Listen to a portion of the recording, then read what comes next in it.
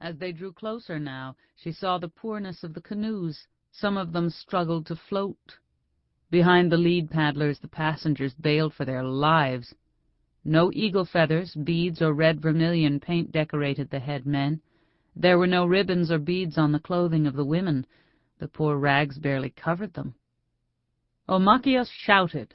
They were close enough now for her to see the expressions on their faces, open and pleading. She began to run, and Andeg dived after her. Something was wrong. She didn't know what. It was a day she would think of long after, as one in which her fate and that of her family took a great looping turn. Neben, Summer. Chapter 1. The Raggedy Ones. When they were close enough to touch bottom with their paddles, the people poured out of the nearly swamped canoes. The grown-ups held little ones, and the little ones held even smaller ones. There were so many people jammed into each boat that it was a wonder they had made it across. The grown-ups, the ones who wore clothes, bunched around the young. A murmur of pity started among the people who had gathered on shore when they heard Omakayas' shout, for the children had no clothing at all. They were naked. In a bony, hungry, anxious group, the people from the boats waded ashore. They looked at the ground fearfully and in shame. They were like skinny herons, with long poles for legs and clothes like drooping feathers. Only their leader, a tall old man wearing a turban of worn cloth, walked with a proud step and held his head up as a leader should. He stood calmly, waiting for his people to assemble.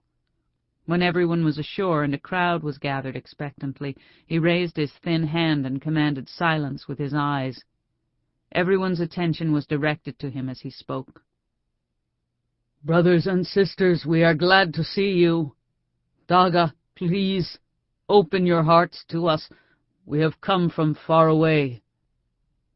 He hardly needed to urge kindness. Immediately families greeted cousins, old friends, lost relatives, those they hadn't seen in years. Fishtail, a close friend of Omakayas' father, clasped the old chief in his arms. The dignified chief's name was Miskobenes, Red Thunder, and he was Fishtail's uncle. Blankets were soon draping bare shoulders, and the pitiful naked children were covered too, with all of the extra clothing that the people could find. Food was thrust into the hungry people's hands, strips of dried fish and bannock bread, maple sugar and fresh boiled meat. The raggedy visitors tried to contain their hunger, but most fell upon the food and ate wolfishly. One by one, family by family, the poor ones were taken to people's homes.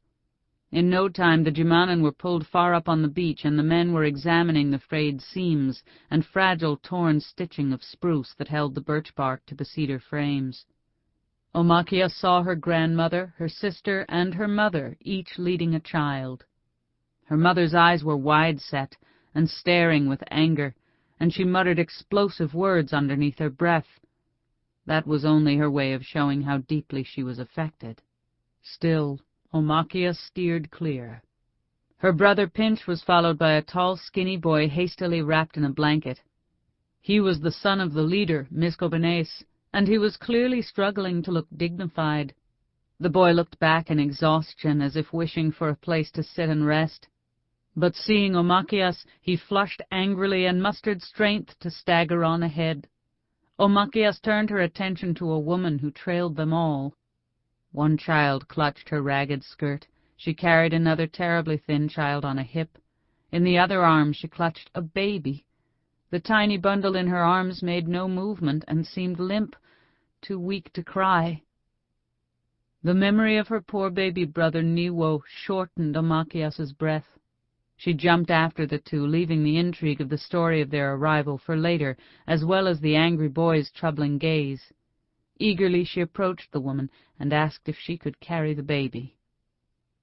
The woman handed over the little bundle with a tired sigh.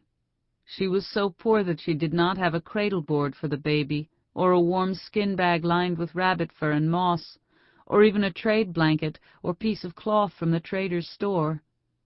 For a covering she had only a tiny piece of deerskin wrapped into a rough bag. Even Omakayass's dolls had better clothing and better care. Omakayass cuddled the small thing close. The baby inside the bag was bare and smelled like he needed a change of the cattail fluff that served as his diaper. Omakayass didn't mind. She carried the baby boy with a need and happiness that the woman, so relieved to hand the baby over, could not have guessed at. Having lost her own brother, Omakayass took comfort in this baby's tiny weight and light breath. She would protect him, she promised as they walked. She would keep him company and give him all the love she had stored up but could no longer give to her little brother Niwo. The baby peered watchfully into her eyes. Though tiny and helpless, he seemed determined to live. With a sigh, he rooted for milk, for something, anything. Anxiously, Omakayass hurried toward the camp. The angry boy with the long stick legs and frowning face sat next to Pinch by the fire. He glared up when Omakayass entered the clearing, but then his whole attention returned to the bowl of stew in his hands. He stared into it, tense as an animal. He tried without success to keep from gulping the stew too fast. His hands shook so hard that he nearly dropped the bowl at one point, but with a furious groan he righted himself and attained a forced calm. Straining to control his hunger, he lifted the bowl to his lips and took a normal portion of meat between his teeth, chewed, closed his eyes.